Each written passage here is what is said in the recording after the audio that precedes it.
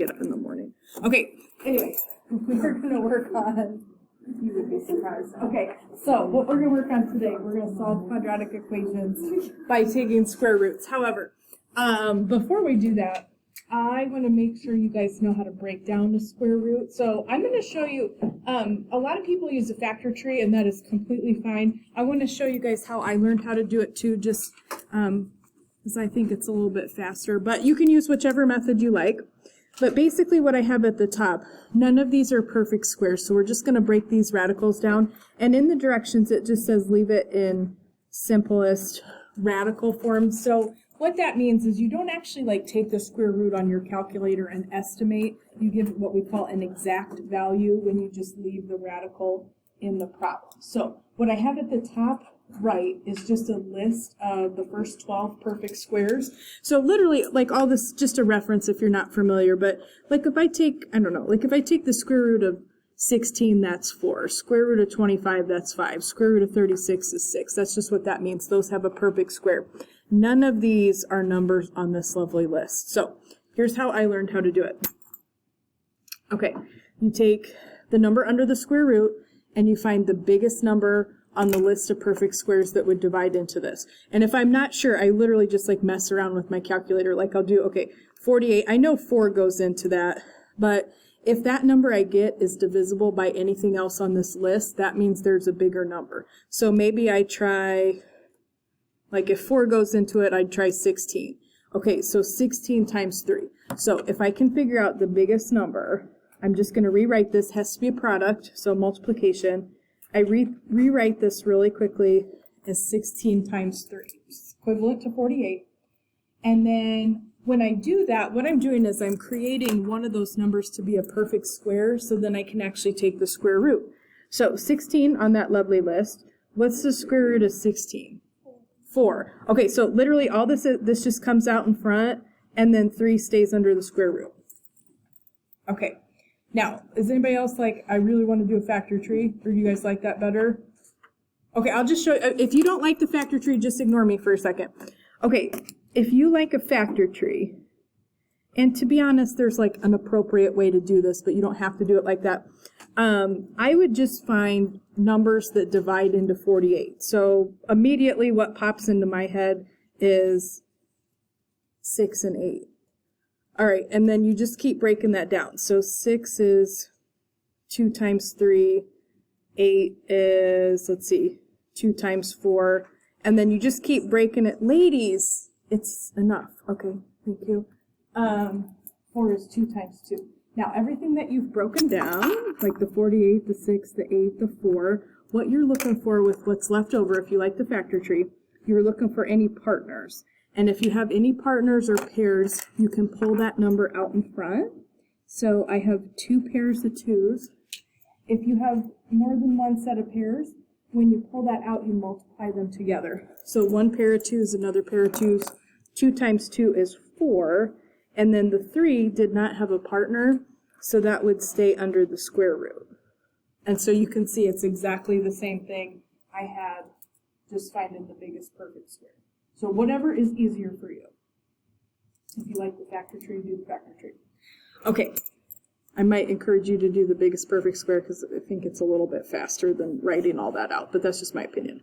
Okay, tell me, let's do one more. Can anybody tell me the biggest number on that list that would go into 72?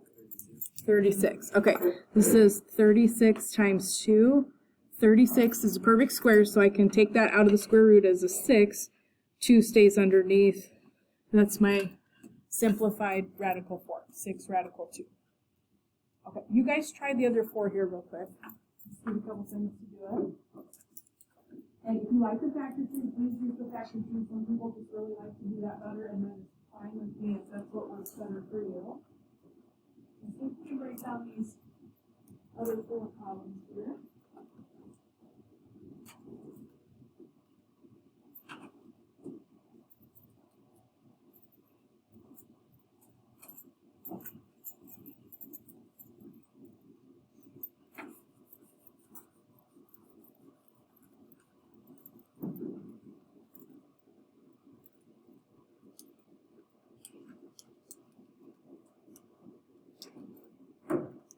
feel free to use your calculator if you want to try and test and see what perfect square might divide into the number under the square root that you got here.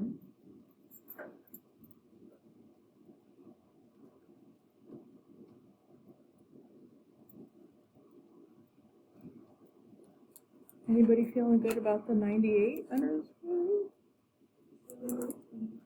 Okay, how'd you do it? There you go. Biggest perfect square. Could rewrite that real quick as 49 times 2, and then square root of 49 is the 7. That can come out in front. 2 stays underneath. What about 125? Awesome. How'd you break it down? Gotcha. 25 times 5. 25 is the biggest perfect square that'll go into that. What about 80? Say that one more time. Close. Close, close, close. Did you do a factor tree? Okay, so tell me how you broke it down. Okay. And so, okay, I'm going to show you why. I was trying to figure it out. Okay, the 4 can go farther. The 4 can go farther because you can call 4 2 times 2. That's what happened there. All right, so you have a pair of 2's. You have another pair of 2's. So that's actually going to break that down. So the only thing will be left there will be the 5. So 2 times 2, 4 out in front, 5. If you guys did the biggest perfect square, you would have, actually 4 radical 20 would, like you'd break it down one step, but you could break down the 20 a little bit further. That's all that was. That would actually be true too. If you do the biggest perfect square, that'll go into 80 is 16. So it'll be 16 times 5. And so then I'd have 4 radical 5. Same answer, just 2 different ways to do it. What about the 128? 8 radical 2, good. If you guys did the biggest perfect square, this would be 64 times 2. And then the square root of 64 is where the 8 comes from out in front. Is anybody having a question? Okay, now the reason I'm having you review this is because some of the problems today are going to ask you to leave the answer in simplest radical form. These are all going to be quadratics that we're going to solve today. So you're going to see x squared. And this just says an example 1, solve each equation using square roots, write your answer in simplest radical form. Okay, now I don't really talk about this or like leave a space for it, but what you'll notice on all of these is there is no, I'm going to write b times x term. So that would be the linear term if I had a quadratic. You're only going to have a term that has an x squared. There's no other x involved in any of these questions. If that's the case, probably the easiest way I could tell you to solve that type of a quadratic would just be to use square roots, because if I just have an x squared, I can get it by itself on one side of the equation, and that's probably the easiest thing to do other than trying to like graph or factor or whatever. So I'm just literally going to get x by itself, just like you'd solve a normal equation. So for this guy right here, what do we have? 3x squared plus 2 equals 8. So let's just, I'm going to subtract 2. So I'd get 3x squared is equal to 6. And my whole goal here is to get that x squared by itself. So I'm going to divide by 3. And I'm going to get x squared is equal to 2. Now, how do I solve that? Because it's not just an x. Square root. Okay. Now, this is nice for us because 2 doesn't break down under the square root. But I do want to ask you a quick question. If you or I introduce a square root into the equation, like it wasn't already there, there was no radical in that problem when we started. If I introduce that square root as a process of trying to solve this, does anybody know what symbol you have to put in front of the square root? Yes, okay. This actually has 2 answers. So anytime you introduce the square root, you better be putting a plus and minus in front of it because this has 2 different answers. It's a shortcut for how to write it, so you don't have to write it out, and you don't have to do this here, but I'm going to do this. What this means is the square root of 2 and the negative times the square root of 2 would actually be 2 separate answers there. That plus minus symbol is just a really quick way to write it so you don't have to write both of them. If you saw this on a graph, it would cross in 2 places on the x-axis.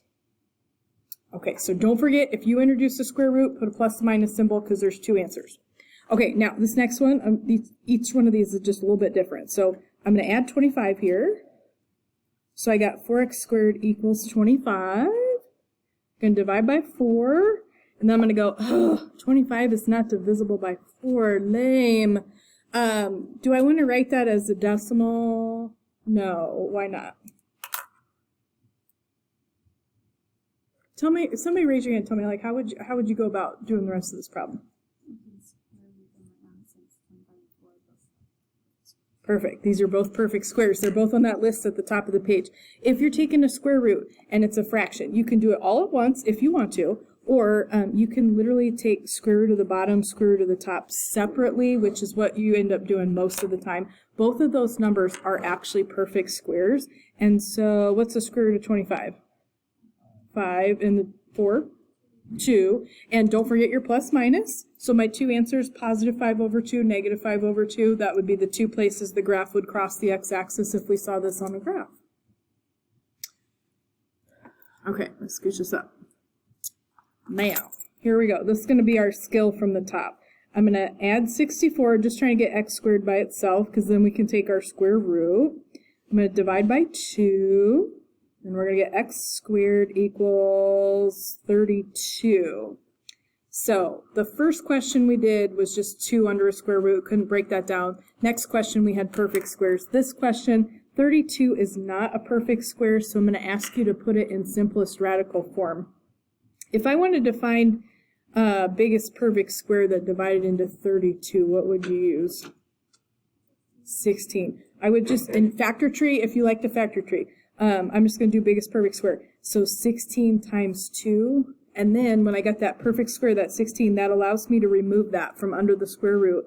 So this would be plus or minus 4 roots of 2. So again, it's two different answers. That plus minus symbol is just a little shorthand way of writing it. Okay, I got one more. So I'm going to subtract 9, right? X squared equals negative 9 square root. What's the square root of negative 9? No. Whoever said no, that's correct. No. Okay. If you do your square root on your calculator, you try to do a negative number, it's going to be like, I'm really angry at you, and flash an error message. Okay, so for the moment, I'm going to write no real solution. This does have imaginary solutions, but we're not talking about that yet. So for the moment, if you get any questions today where you're taking a square root and you end up taking the square root of a negative, just go ahead and say that it doesn't have a solution. Okay. Now, these ones on the back look a little bit more garbagey, right? Okay. Now, I've got 3, and then in parentheses, x minus 2 squared plus 6 equals 54. What should I be foiling here? Like, what would you do? Shall we foil? No, no, no, no, no. Okay, this is good. This is good for us. Okay, here's what we're going to do. Do not foil. You could foil this, and you would get the same answer, but it's going to be really long. And if you're bored, fine, but I'm not bored right now, so let's just get this over with. Do not foil this. If you're trying to solve this equation, that set of parentheses is awesome for us. We want to isolate that, just kind of like we did when we solved the absolute value equations. Just get this set of parentheses by itself. First of all, you definitely don't want to distribute to any set of parentheses that has an exponent, so don't be doing that. What we want to do is get that parenthesis set by itself just real quick, and get rid of any addition or subtraction first. So I'm going to get rid of the 6 by subtracting it. And then I'd have 3 times that, x minus 2 squared is equal to 48. Again, do not distribute to that because that squared will mess that up. So don't distribute, we want to divide. And when I isolate this x minus 2, all that being squared, 48 divided by 3 is going to give you 16. Now, this is what we want, and here's the reason. I can straight up just cancel that set of parentheses out. That whole thing is squared, so I'm just going to do exactly what we did on the other side. We're just going to take a square root. Then we don't have to FOIL, and we can do this a lot quicker. So I'm just going to do x minus 2 Now, I still do plus or minus, because we introduced the square root to solve this, and square root of 16 is 4, right? Now, this does have a little bit of an extra step at the end, though. So I don't have x by itself here. I have what was in the parentheses, which was x minus 2. So I actually need to add the 2 here to the other side. Now, this is just my recommendation to you. If you get something like this where you have the plus and minus, just put whatever you're moving to the other side, the 2. I'm going to put that right after the equal sign, and then 2 plus or minus 4. Now, here's what that actually means. I have 2 different answers, just like I did on the front. I'm going to do 2 plus 4, which is going to give me 6, and then I'm going to do 2 minus 4, which is going to give me negative 2. And those are the 2 answers to my question. And if we were to have put this on the graph, those would be the 2 places we would cross the x-axis. All right, so if you can simplify, like I can add 2 and 4 together, I can take 2 and subtract 4. Go ahead and simplify if you can. All right, same concept for the next one. Basically, if you have a set of parentheses and you're trying to solve an equation, if we can avoid foiling, let's do that because it'll make it go faster. What I'm going to do is divide both sides by 2. Now, this has got 4x plus 3, all that squared. Take 128 divided by 2, you'll get 64. This will be nice for us because that's a perfect square. This is going to look a little bit rougher as we go through because I have more information in the parentheses. But square root and squared just cancel each other out, so you can go ahead, just drop the parentheses, but you'll still have whatever was in there. So 4x plus 3, this will be plus or minus 8. Okay, now, this one, like I said, this is going to be a little bit more complicated looking than the last one we just did. So I'm going to do a couple steps here to get x by itself. I'm going to subtract 3. So then I'm going to write 4x. Whatever I'm going to move to the other side, I'm just going to write it right after the equal sign. So I'm going to write negative 3 plus or minus 8. And then I got to do a little more here to get x alone, and that would be to divide by 4. All right, so here is what I'm going to have. I'm going to have negative 3 plus 8 over 4. My other answer is going to be negative 3 minus 8 over 4. And so neither one of these are going to reduce, but negative 3 plus 8 would give me 5 on the top over 4. Doesn't reduce, just leave it alone. And this one, negative 3 minus 8, negative 11 over 4, doesn't reduce. And so those are my 2 solutions there. Anybody having a question? Okay, now I have one more. This one looks a little bit different than both the other 2. What would you do first on this last example here? Heck yeah, let's get rid of the fraction. We're just going to get 5 out of the denominator, just multiply by 5. Okay, on the left side, all that's going to do is just get rid of your fraction. So you're still going to have x minus 3 squared, and 9 times 5 is 45. Now, right here, again, don't FOIL. This is what you want. You can just get rid of that squared by taking the square root right there. And then we just, square root and squared cancel each other out. I get x minus 3. Now, I get plus or minus square root of 45. So this is more similar to what we were doing on the other side where I got to write simplest radical form because I don't have a perfect square here. Anybody know the biggest perfect square that would divide into 45? 9. Okay, so I'm going to rewrite this real quick. This would be 9 times 5. Square root of 9 would come out as what? 3. Okay, so I still have this x minus 3 here. To get x alone, I am going to have to add 3 to the other side. And I'm just going to write that immediately after the equal sign. And then we'll write plus or minus 3 roots of 5. Can we simplify that further?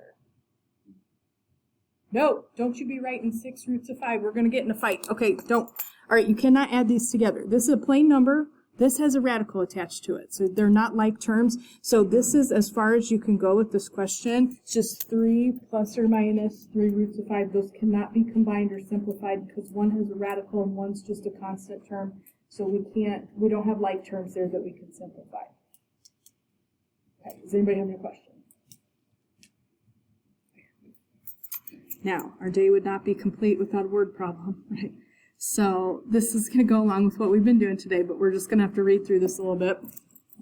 it says the function h equals negative 16t squared plus 270 models the height h in feet of an object t seconds after it's dropped from the height of a building that's 270 feet tall. I just want to remind you of this. That negative 16, you've seen this before, that is just the force of gravity in feet per second. So I'm not just making that up. That's a legitimate thing there. Now, you'll notice when we saw this equation before, there was a middle term that would talk about the velocity. If I am just dropping something, like I'm not throwing it, it does not have a velocity. The only thing that's pulling the object down to the ground is gravity, so that's the only force working on it. That's why there's no middle term here. It doesn't say I'm throwing this off the building. It says I'm dropping this off the building. So there's no velocity other than the gravity. All right, now, this says, after how many seconds will the object be 206 feet off the ground? So if I'm on a building that's 270 feet tall, at some point on the way down, right, it's going to hit 206. So how would I figure out how many seconds that would take? Like, what would you do at the 206? Perfect, that's the height, right? So we're going to plug it in for h. All right, so height here is, we want to know when this is hitting 206 on its way down. So for my lovely equation, 206 negative 16t squared plus 270.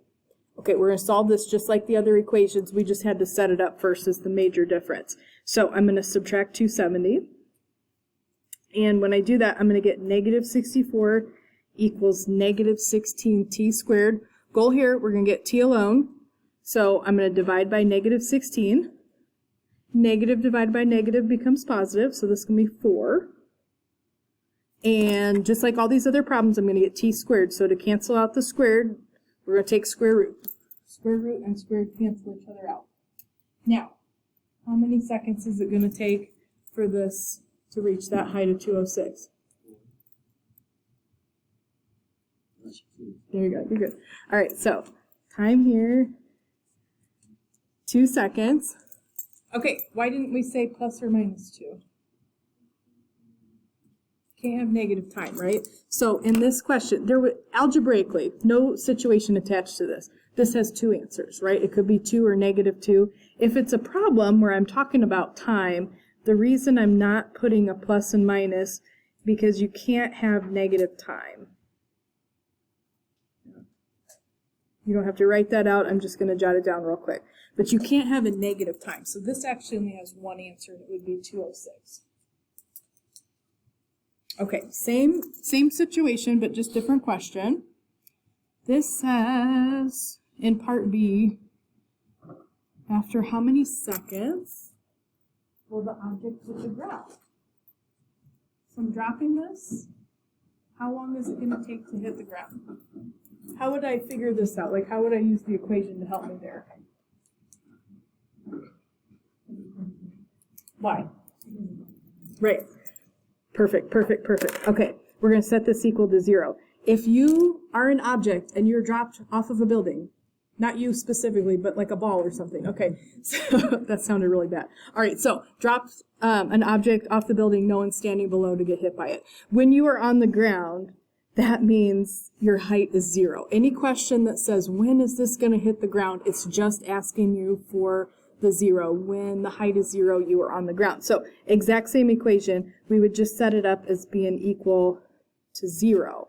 So in this question, and you'll see this on the homework too, if it's a word problem, a lot of the times they won't ask you to leave it in radical form like we were doing on the other side. They'll just say round, and usually it'll say nearest hundredth. That's going to be 2 decimal places. So I'm actually going to use the calculator to take the square root here. So we're just going to subtract 270.